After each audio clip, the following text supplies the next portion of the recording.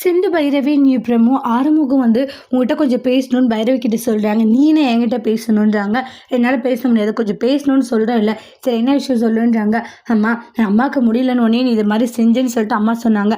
ரொம்பவே தேங்க்ஸ்ன்றாங்க. ஏன்னா நீ இப்படியெல்லாம் செய்யக்கூடிய ஆள் இல்லை, ஆனால் புதுசாக இப்படியெல்லாம் செய்கிறியே, காரணங்கள் இல்லாத செய்ய மாட்டேன். என்ன காரணம்னு கொஞ்சம் சொல்கிறியான்றாங்க.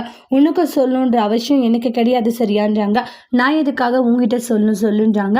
அதெல்லாம் என்னால் சொல்ல முடியாது. அப்படி சொல்ல மாட்டேன் சரியான திமிரு பிடிச்சுலாம் இருக்க. ஆனால் என் அம்மா கிட்ட ஒரு மாதிரி என்கிட்ட ஒரு மாதிரி தான் நடந்துக்கிற. உன்னதான் புரிஞ்சுக்க முடியலன்னு தெரியல.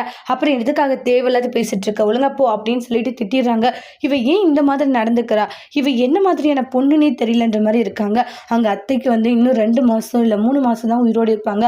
அதுக்காக தான் அவங்களுக்கு இன்னும் ஆகக்கூடாதுன்றதுக்காக நான் போராடிக்கிட்டு இருக்கேன். இவங்க என்னன்னா ஏன் இப்படி நடந்துக்கிற புதுசா அப்படி இப்படின்னு சொல்லிட்டு கேள்வி மேல கேள்வி கேட்டு நம்மளை உசுரை எடுக்கிறாங்களே அப்படின்ற மாதிரி பைரவி நினைக்கிறாங்க. என்ன நடந்தாலும் சரி, அத்தைக்கு இது மாதிரி இருக்கிற பிரச்சனையை யாருக்கும் சொல்லக்கூடாது, அத்தையை நம்ம நல்லா பார்த்துக்கணுன்றாங்க. ஏன்னா அவங்க நல்லா இருந்தால் மட்டும்தான் உசுரோடு இருப்பாங்க, இல்லைன்னா அவங்க கொஞ்ச நாள் கூட இருக்க மாட்டாங்கன்ற மாதிரி பைரவி நினச்சி ஃபீல் ஆகுறாங்க. அதோட இந்த பிரமோவை முடிச்சிருக்காங்க. இனி வரக்கூடிய பேசல என்ன மாதிரி ஒரு டெஸ்ட் வர போதுன்னு வெயிட் பண்ணி பார்க்கலாம். தேங்க்யூ.